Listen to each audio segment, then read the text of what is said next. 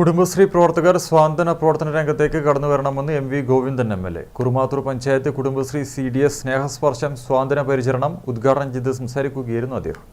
വീടുകളിൽ ആശയേറ്റ് നിൽക്കുന്നവരെ സ്വാന്തനിപ്പിക്കാൻ കുടുംബശ്രീക്ക് സാധിക്കണം. വീടുകളിലെ ഒരംഗമാവാനും അവരുടെ സന്തോഷത്തിൽ പങ്കാളികളാവാനും കുടുംബശ്രീ പ്രവർത്തകർക്ക് കഴിയണം. വളണ്ടിയർമാരുടെ വീടുകളിലെ സന്ദർശനം മികച്ച രീതിയിൽ നടത്തിയാൽ ഈ രംഗത്ത് പുതുമാതൃക സൃഷ്ടിക്കാൻ കുറുമാത്തൂർ പഞ്ചായത്തിന് സാധിക്കും. ഫലപ്രദമായി ഉപയോഗിക്കാൻ സാധിക്കുന്ന സന്നദ്ധ സൈന്യം കൂടിയാണ് കുടുംബശ്രീയെന്നും എം വി ഗോവിന്ദൻ എം.എൽ.എ. പറഞ്ഞു.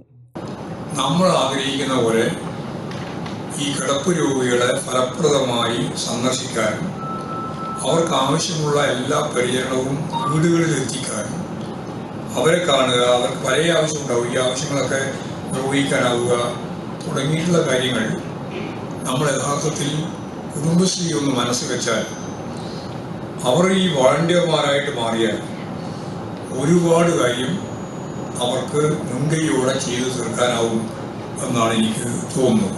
കുടുംബശ്രീ രജത ജൂബിലിയുടെ ഭാഗമായി പ്രസിദ്ധീകരിച്ച ആകാശത്തോളം വളർന്ന പൂക്കൾ പുസ്തകം വിൽപ്പന നടത്തി ലഭിച്ച തുക ഉപയോഗിച്ച് വാങ്ങിയ സ്വാന്തന പരിചരണ ഉപകരണങ്ങൾ എം വി ഗോവിന്ദൻ എം.എൽ.എ. വിതരണം ചെയ്തു. Kurumathur panchayat president VM. സീന അധ്യക്ഷത വഹിച്ചു.